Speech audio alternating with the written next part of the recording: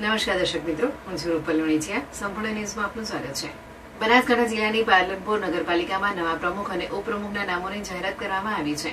Bharatiya Janata party દ્વારા સુનિતા પટેલને ઉપપ્રમુખ પદ અને પ્રમુખ પદ અને દશરથસિંહ સોલંકીને ઉપપ્રમુખ પદની જવાબદારી સોંપવામાં આવી છે.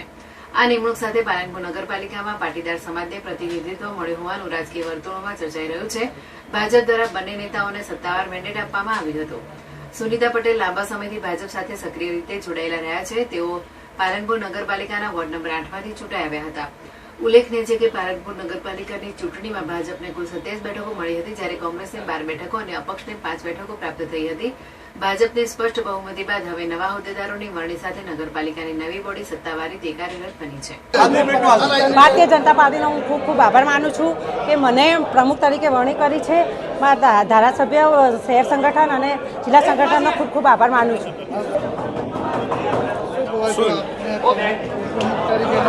આજ રોજ પાલનપુર નગરપાલિકામાં પ્રમુખ ઉપપ્રમુખની જે વરણી હતી તેમાં ભારતીય જનતા પાર્ટીએ પ્રમુખ તરીકે સુનિતાબેન પટેલ અને ઉપપ્રમુખ તરીકે જે મારી વરણી કરી છે તેને હું સહર્ષ સ્વીકારું છું.